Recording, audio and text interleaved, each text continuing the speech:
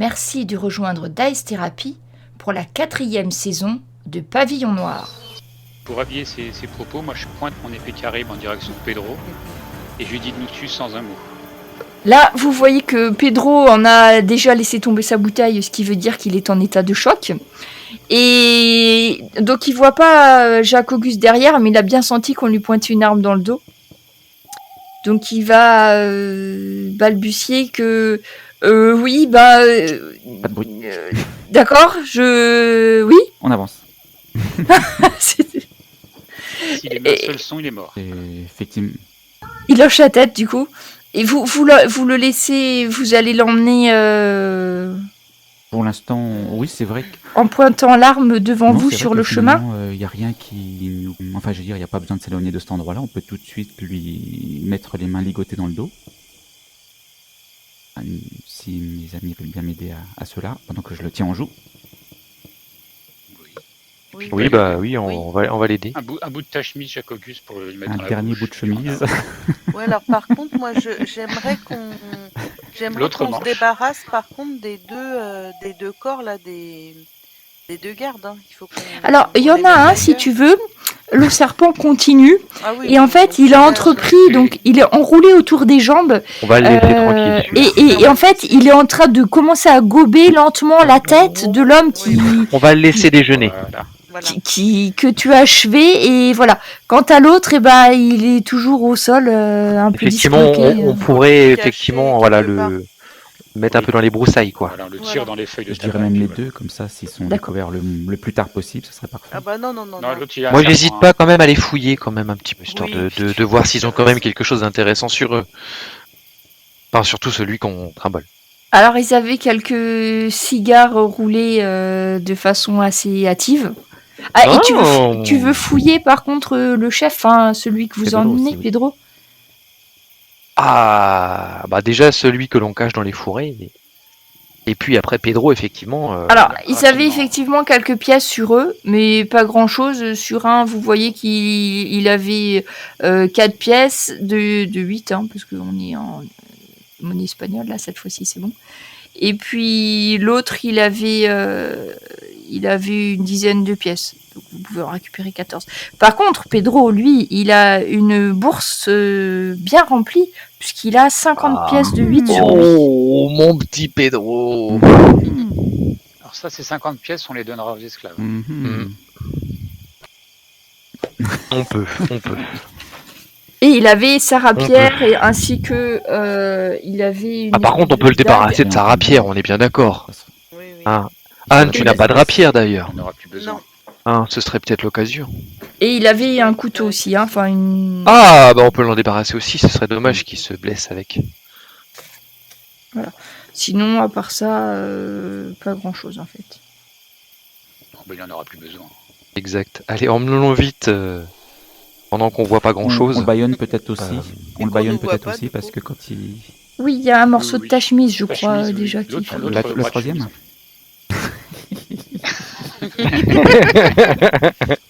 Décidément, cette chemise. C'est qu'il prévoit toujours plus de tissu, Jacob. Ah oui, tu c'est comprends. pour Il y ça a qu'il les est pans fou et dans tout le ça. pantalon et tout. Et les franges, En fait, voilà. une fois comprends qu'il mieux. défait la chemise de son pantalon, ça lui va jusqu'au genou, donc du coup, il y a plus de tissu. C'est bien pensé, Des hein. mètres de ruban. Par contre, vous voyez que Pedro, il est complètement abasourdi. Il comprend pas bien comment ça a pu lui arriver. Il était tranquillement en train de jouer aux cartes avec ses potes et il y a 3 sauvages Un qui lui serpent, sont surtout. tombés dessus. Il a vu un se faire décapiter, un autre bouffé par un serpent. Donc là, il est vraiment, vous voyez, il oppose absolument aucune résistance. Il va vous suivre sans poser de soucis tout le long du chemin. Donc vous êtes en pleine nuit, sur une route, en train Longer une plantation. de... C'est ça, vous longez la deuxième plantation, donc il vous faut un petit moment quand même, parce que vous avez mis, Mhm. je crois, 3 quarts d'heure, plus une... Donc pour revenir là... Ouais, il vous faut peut-être 1 heure, parce qu'en plus, Pedro, il avance pas très vite. Bon, encore que ça peut s'arranger. Oui, petit coup de Quand côte. il Oui, voit, on l'aide un petit peu quand il alors, ralentit un il peu. suit sans trop vous poser de soucis, mais quand il voit, quand il comprend que vous vous dirigez vers le La maison d'à village côté, des ouais. ouvriers, là, il a plus Je vraiment l'assemble. envie d'avancer. Non, je mets mon Non, sabre ça derrière. va être lourd. Il va être lourd à Oh, porter. Je mets mon après. sabre derrière le on bout est de gras de son dos pour le faire avancer. Donc, sous la menace, mais vous voyez que là, il commence à regarder à gauche, à droite, à essayer de triturer les liens qu'a attachés Jacques-Auguste, et vous voyez qu'il n'a plus qu'une idée, c'est ne pas continuer. Oui, mais je le il est prends par un bâillonné, bras, hein, puis tu te rappelles j'accompagne. bien. Oui, il est bâillonné. Et puis il y a les gardes aussi là-bas. Comment faire pour les... Ah non, je me trompe de plantation. Non, il n'y a pas de garde. Non, il y a pas, il y a les gardes, c'était du côté des gouverneurs, enfin il y avait du monde, mais pas du côté des ouvriers, parce qu'ils ne sont pas des esclaves.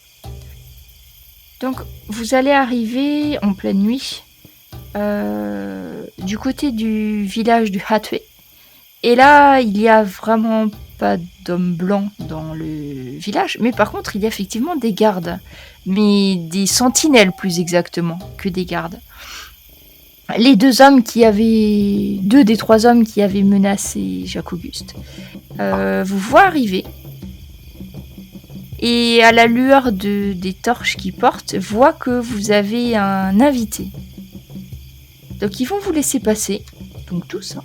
Oh, Et ils vous amènent, ils vous escortent devant la hutte, la cabane de Hatwe.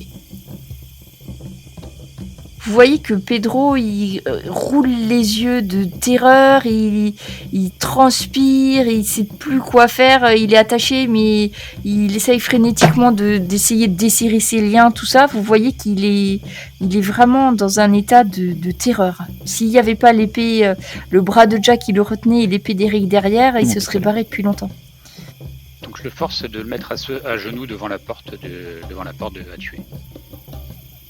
Donc Hatue va sortir. Il regarde l'homme que tu as amené. Il te regarde dans les yeux et dit « Peut-être que on peut te faire confiance. » Et à nous aussi. Ah non, je comprends rien, c'est vrai. Tes amis, et là il va repasser à l'espagnol, que vous allez comprendre un peu parce qu'il dit pas grand-chose, et dit « Tes amis peuvent nous accompagner. Cela sera utile pour chasser les mabouillas, des hommes blancs. » Et il va sortir de sa cabane, et avec ces deux hommes qui vont prendre la relève, ils vont traîner, ils vont même pas le laisser se relever, ils vont le traîner littéralement, c'est-à-dire il l'attrape chacun sous un bras et il le laisse traîner à plat ventre sur le sol. Et il vous amène un petit peu plus loin que le village, tous. Quand vous arrivez, vous voyez que vous n'êtes pas tout seul. Il y a une espèce de... C'est pas une cabane comme celle que vous avez vue. Il y a une espèce de hutte de branchage. Aucune lumière n'est allumée. Les hommes qui tenaient les torches vont les éteindre. Vous vous retrouvez dans l'obscurité la plus complète. Les deux hommes font rentrer Pedro dans la cabane. Hatue vous fait signe, donc vous avez un petit peu de la lueur et la clarté lunaire qui vous éclaire. Et il va vous faire signe de rentrer aussi. À l'intérieur de la cabane, vous arrivez à distinguer qu'il y a d'autres personnes. Vous entendez une voix de femme. Et il doit y avoir peut-être une dizaine de personnes en plus de vous. Donc vous êtes tous coude à coude, tirés les uns contre les autres.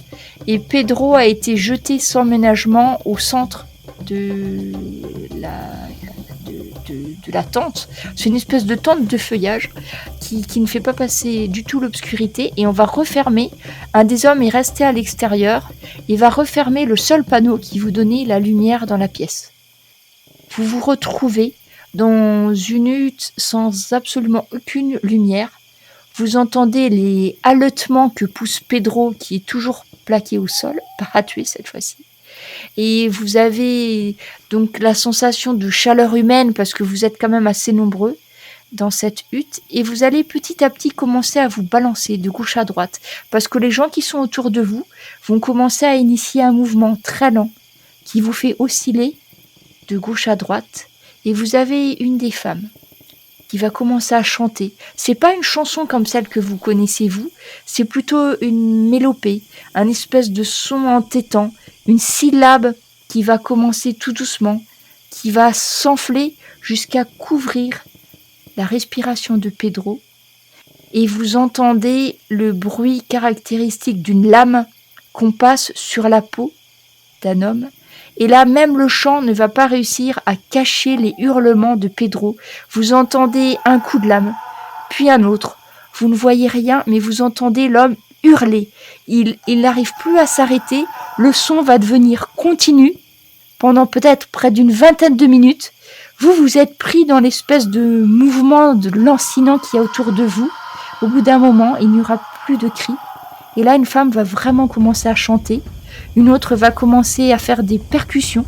Vous savez plus si c'est à gauche, si c'est à droite. C'est tout autour de vous. Vous sentez une odeur cuivrée de sang frais qui coule. Vous continuez à entendre des coups de lame, de à tuer. Et au bout d'un moment, vous entendez le bruit d'un raclement, comme une lame qui racle sur un os. Puis quelqu'un d'autre va prendre un espèce d'instrument. Vous entendez le bruit de quelqu'un qui commence à creuser le sol, à retirer la terre. Vous sentez l'odeur de la terre fraîchement mouillée, même si elle a été mouillée de sang.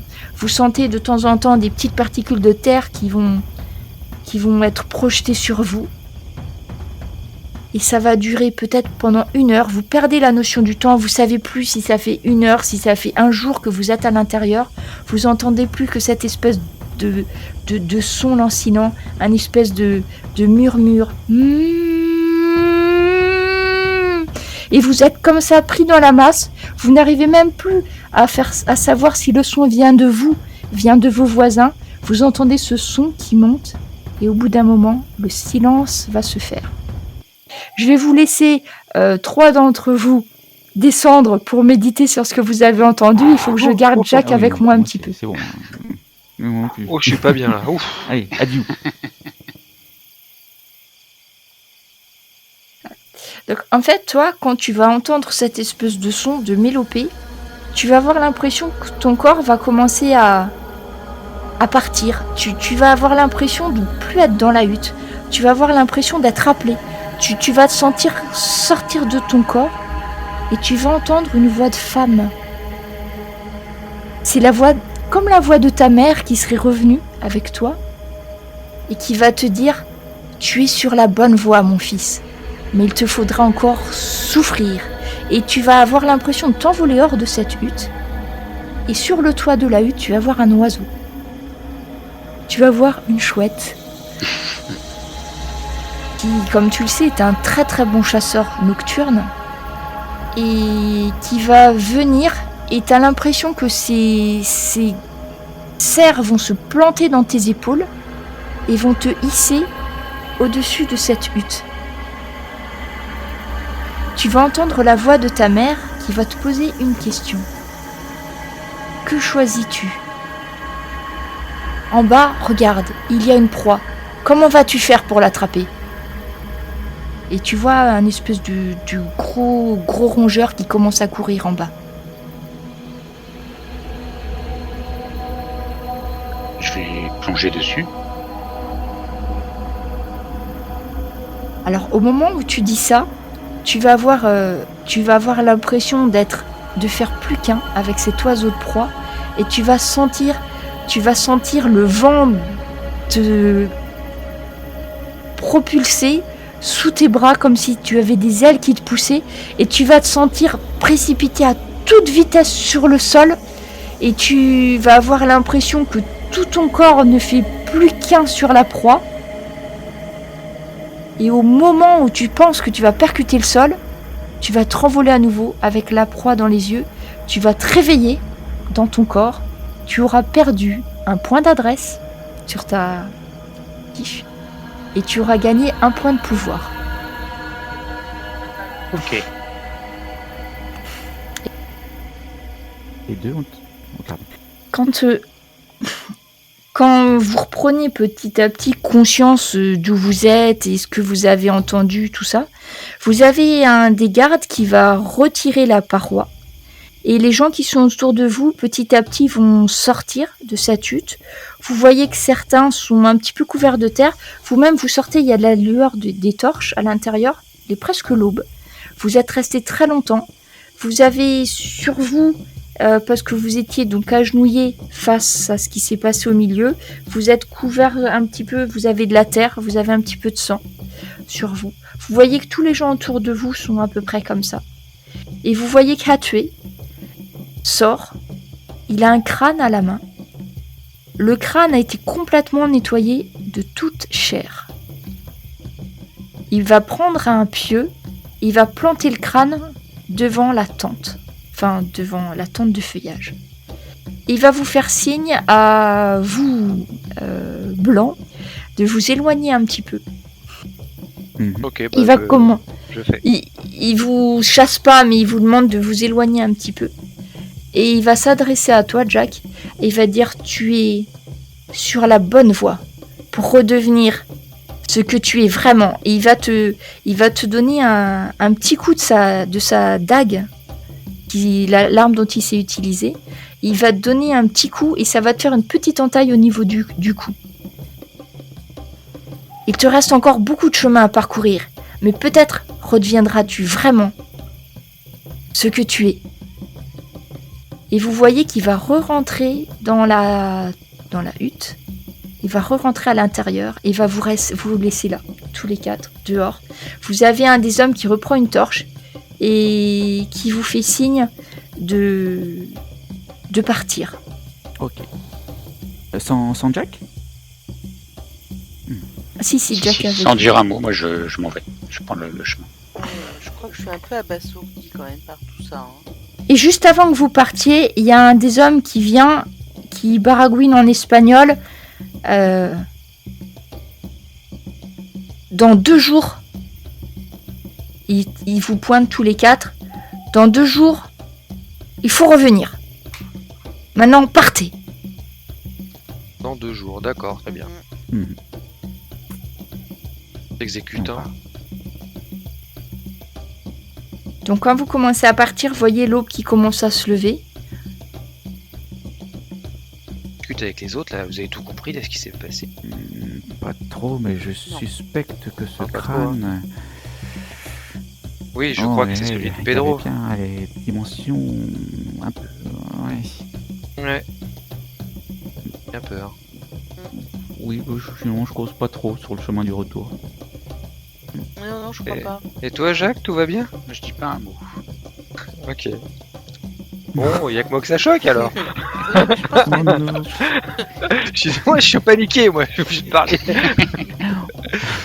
On t'entend paniquer. Je pense qu'on l'aime et Voilà, qu'on on réagit t'entend pas paniquer pareil. tout seul. Non.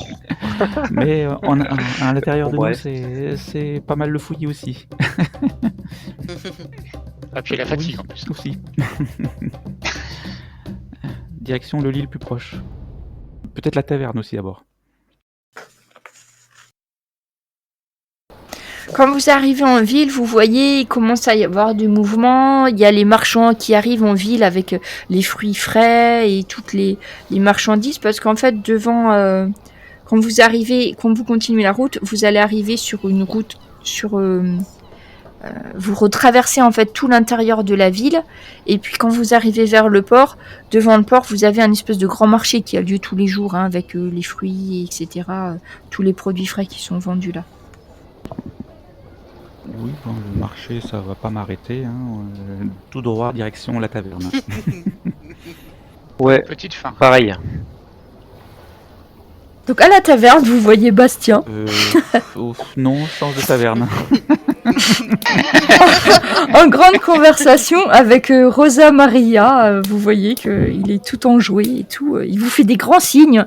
Et en fait, lui, il a commandé un petit déjeuner de la taverne, là. Petit déjeuner? Ah ouais, mais non, on va se reposer. Non, J'en profite. je pense qu'il faut qu'on se repose avant.